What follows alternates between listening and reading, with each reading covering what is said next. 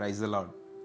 మరో ఉదయం మనం ఈ విధంగా కలుసుకోవడానికి దేవుడు మనకు అనుగ్రహించిన మహోన్నతమైన కృపను బట్టి దేవాతి దేవునికి కృతజ్ఞతాస్తుతులు చెల్లిస్తున్నాను. డైలీ బ్రెడ్ అనే ఈ శీర్షికను వీక్షిస్తున్న ప్రతి ఒక్కరికి యేసుక్రీస్తు ప్రభువారి పేరిట శుభాలు తెలియపరుస్తున్నాను.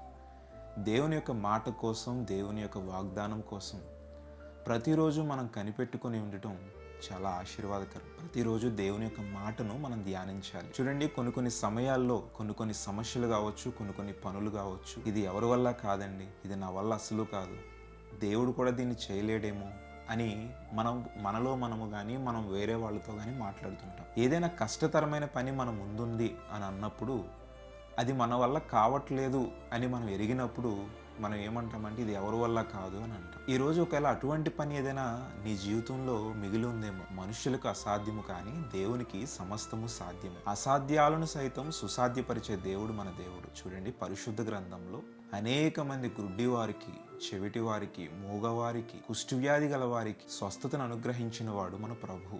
వీళ్ళు తమలో తాము అనుకుని ఉండొచ్చు, ఈ గుడ్డితనం వల్ల ఇంక నేను నా జీవితంలో నేను లోకాన్ని చూడలేనేమో, మూగవానిగా ఉంటున్నాను, నా జీవితంలో నేను మాట్లాడలేనేమో. చెవిటి వాళ్ళు అనుకుని ఉండొచ్చు, నేను నా జీవితంలో నేను ఇక మాటలు వినలేనేమో. కుష్ఠవ్యాధి వాళ్ళు అనుకుని ఉండొచ్చు, ఇక నా జీవితంలో నేను ఈ వ్యాధి నుండి స్వస్థత పొందలేనేమో అని అనుకుని ఉండొచ్చు. కానీ ప్రభు అసాధ్యాలను సుసాధ్యపరిచాడు. గుడ్డి వారికి సైతం చూపునందించాడు, మూగవానికి సైతం మాటలు పలికే విధంగా చేశాడు, చెవిటి వాడిని సైతం వినగలిగేలా చేశాడు మన దేవుడు. ఇవి మనుషులకు అసాధ్యం, కానీ దేవునికి సమస్తము సాధ్యము. ఈరోజు నీవు చేయలేను అనుకుంటున్న పని ఏదైతే నీ ముందుందో అది దేవుని చిత్తంలో వాక్యానుసారముగా ఉంటే ప్రభు ఖచ్చితంగా నీ యొక్క కార్యాన్ని నెరవేరుస్తాడు, జరిగిస్తాడు. ఇది ఎవరి వల్ల అవ్వదు అని అనుకుంటున్న పనిని దేవుడు ఖచ్చితంగా నీ జీవితంలో సఫలీకృతం చేస్తాడు. అందుకే ప్రభు అంటున్నాడు, ధైర్యంగా నుండు, నీ కార్యం సఫలమవుతుంది. కాబట్టి అసాధ్యాలను సుసాధ్యపరిచే